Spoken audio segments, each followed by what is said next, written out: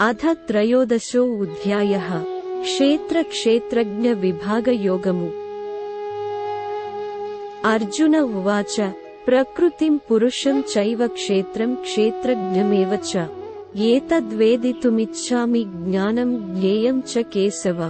అర్జునుడు ఇలా అన్నాడు, ఓ కేశవ, ప్రకృతి మరియు పురుషుడు అంటే ఏమిటి, క్షేత్రము మరియు క్షేత్రజ్ఞుడు అంటే ఏమి అని తెలుసుకోగోరుచున్నాను। నిజమైన జ్ఞానము ఏమిటి మరియు అటువంటి జ్ఞానము యొక్క లక్ష్యము ఏమిటి అని కూడా తెలుసుకోగోరుచున్నాను।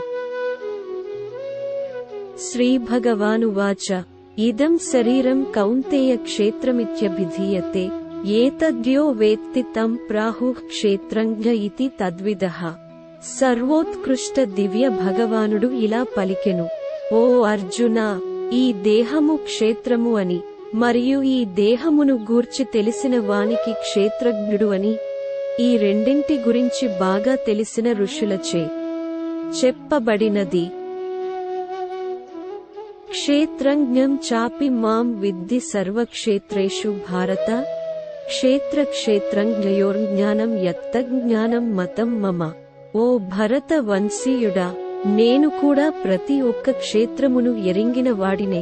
ఈ శరీరమును క్షేత్రమని, కార్యకలాపాలు జరిగే స్థానము మరియు ఆత్మ పరమాత్మ క్షేత్రజ్ఞులని క్షేత్రమునెరింగిన వారు తెలుసుకోవటమే నిజమైన జ్ఞానముగా నేను పరిగణిస్తాను। తత్క్షేత్రం యచ్చ యాదృక్చ యద్వికారి యతశ్చ యత్ స చ యో యత్ప్రభావశ్చ తత్సమాసేన మే శృణు। వినుము, క్షేత్రము అంటే ఏమిటో, దాని స్వభావం ఏమిటో నేను నీకు వివరిస్తాను। దానిలో మార్పు ఎలా సంభవిస్తుందో, అది దేనిచే సృష్టించబడినదో, క్షేత్రజ్ఞుడు ఎవరో, వాని శక్తి సామర్థ్యము ఏమిటో కూడా వివరిస్తాను। ఋషిభిర్బహుధా గీతం ఛందోభిర్వివిధైః పృథక్ బ్రహ్మసూత్రపదైశ్చైవ హేతుమద్భిర్వినిశ్చితైః। మహాత్ములైన ఋషులు క్షేత్రమును గూర్చి మరియు క్షేత్రజ్ఞుని గురించి సత్యమును పెక్కువిధముల వివరించి ఉన్నారు। ఎన్నో వేద మంత్రములలో కూడా ఇది తెలుపబడినది। ప్రత్యేకముగా బ్రహ్మసూత్రములలో ఇది సహేతుకముగా మరియు నిశ్చయాత్మకముగా తెలుపబడినది।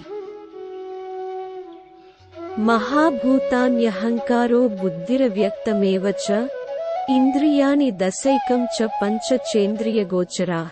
పంచ మహాభూతములు అహంకారము, బుద్ధి, అవ్యక్త మూల ప్రకృతి, 11 ఇంద్రియములు, 5 జ్ఞానేంద్రియములు, 5 కర్మేంద్రియములు, మనస్సు మరియు 5 ఇంద్రియ గ్రాహ్య విషయములతో ఈ యొక్క క్షేత్రము కూడి ఉన్నది। ఇచ్ఛా ద్వేషః సుఖం దుఃఖం సంఘాతశ్చేతనా ధృతిః ఏతత్ క్షేత్రం సమాసేన సవికారముదాహృతం।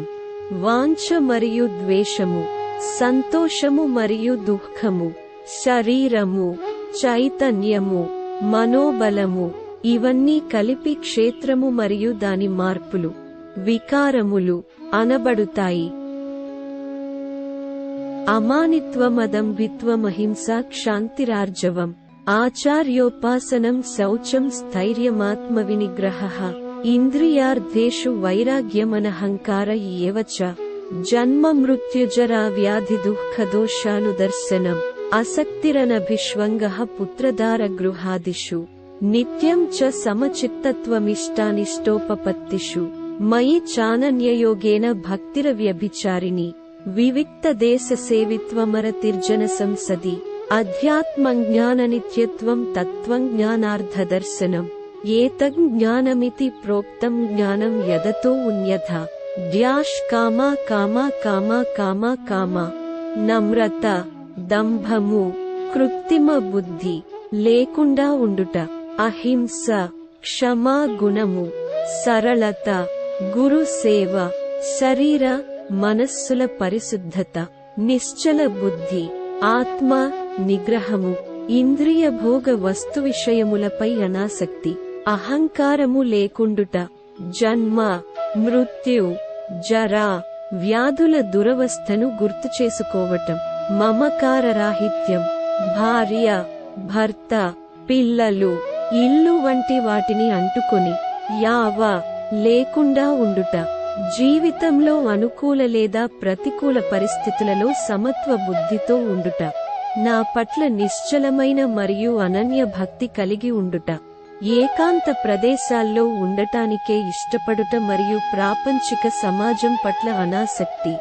ఆధ్యాత్మిక జ్ఞానములో అచంచల విశ్వాసం మరియు పరమ సత్యముకై తత్వాన్వేషణ. ఇవన్నిటినీ నేను జ్ఞానముగా పరిగణిస్తాను మరియు వీటికి వ్యతిరేకమైనవే అజ్ఞానము అని అంటాను.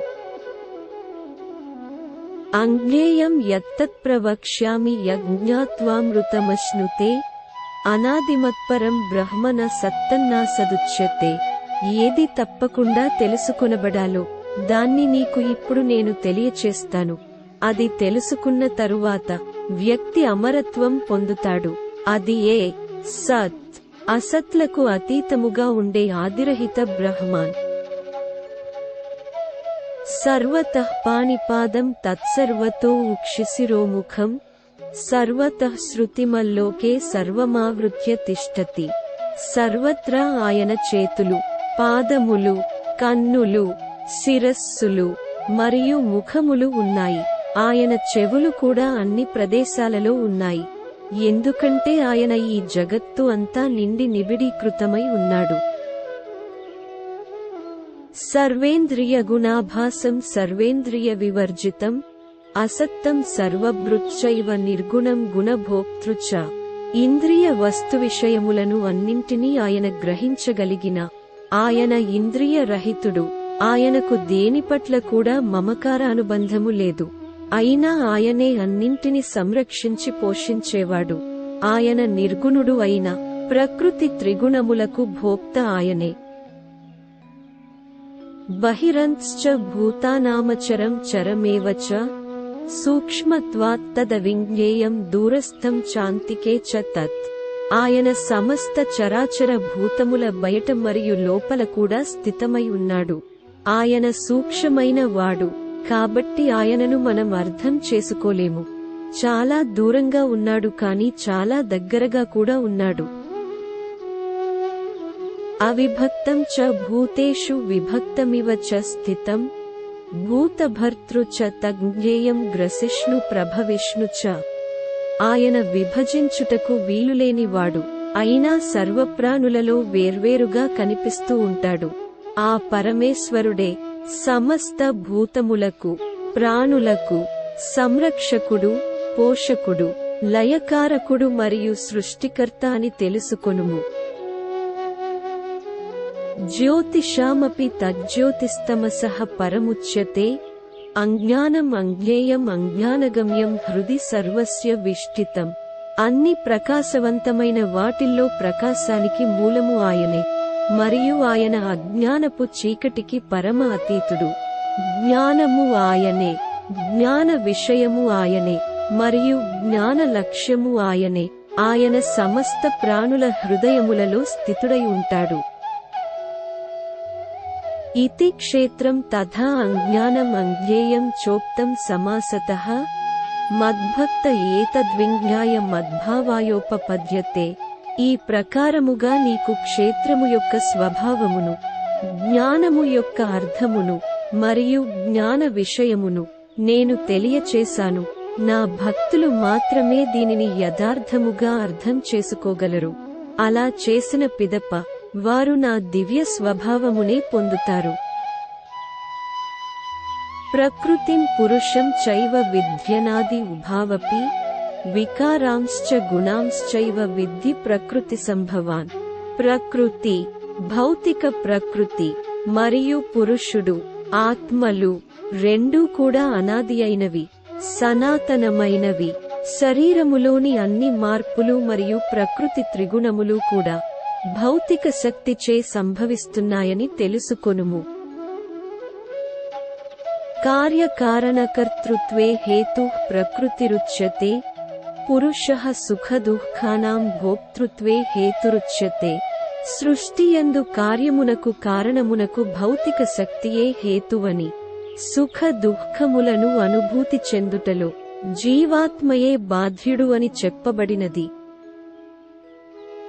పురుషః ప్రకృతిస్థో హి భుంక్తే ప్రకృతిజాంగుణాన్ కారణం గుణసంగో ఉస్య సదసద్యోని జన్మసు. ఎప్పుడైతే ప్రకృతిలో భౌతిక శక్తి లో స్థితమై ఉన్న పురుషుడు జీవాత్మ త్రిగుణములను సుఖించదలచాడు, వాటి పట్ల మమకారాసక్తియే ఆ జీవాత్మకు ఉన్నతమైన జన్మ మరియు నీచ జన్మలకు కారణమగును. ఉపద్రష్టానుమంతా చ భర్తా భోక్తా మహేశ్వరః పరమాత్మేతి చాప్యుక్తో దేహే ఉస్మిన్ పురుషః పరః. దేహముయందే ఆ సర్వోన్నత భగవానుడు కూడా ఉంటాడు. ఆయన సర్వసాక్షి, సర్వ నియామకుడు, ధరించి పోషించేవాడు, అలౌకిక భోక్త, సర్వోత్కృష్ట నిర్వాహకుడు మరియు పరమాత్మ అని చెప్పబడుతాడు. య ఏవం వేత్తి పురుషం ప్రకృతిం చ గుణైః సహ సర్వథా వర్తమానో ఉపి న స భూయో ఉభిజాయతే. పరమాత్మ, జీవాత్మ, భౌతిక ప్రకృతి మరియు ప్రకృతి త్రిగుణముల మధ్య సహచర్యముల గురించి యథార్థమును అర్థం చేసుకున్నవారు మళ్లీ ఇక్కడ పుట్టరు. వారి ప్రస్తుత పరిస్థితి ఎలా ఉన్నా వారు విముక్తి చేయబడతారు. జ్ఞానేనాత్మని పశ్యంతి కేచిదాత్మానమాత్మనా అన్యే సాంఖ్యేన యోగేన కర్మయోగేన చాపరే. కొందరు ధ్యానము ద్వారా తమ హృదయములో ఉన్న పరమాత్మను దర్శించటానికి ప్రయత్నిస్తారు, మరియు ఇతరులు దీనినే జ్ఞాన సముపార్జన ద్వారా పొందటానికి ప్రయత్నిస్తారు. ఇంకా మరికొందరు ఈ విజ్ఞానమును కర్మ మార్గము ద్వారా సాధించుటకు పరిశ్రమిస్తుంటారు. అన్యే త్వేవమజానంతః శ్రుత్వాన్యేభ్య ఉపాసతే తేయోపి చాతితరంత్యేవ మృత్యుం శృతిపరాయణాః. ఇంకా కొందరు ఈ ఆధ్యాత్మిక మార్గముల గురించి తెలియనివారు వాటి గురించి ఇతరుల దగ్గర విని ఆ సర్వోన్నత భగవానుని ఆరాధించటం మొదలుపెడతారు. ఇలా భక్తితో మహాత్ముల దగ్గర శ్రవణం చేయటం చేత వారు కూడా క్రమక్రమంగా ఈ జనన మరణ సంసార సాగరాన్ని దాటగలరు.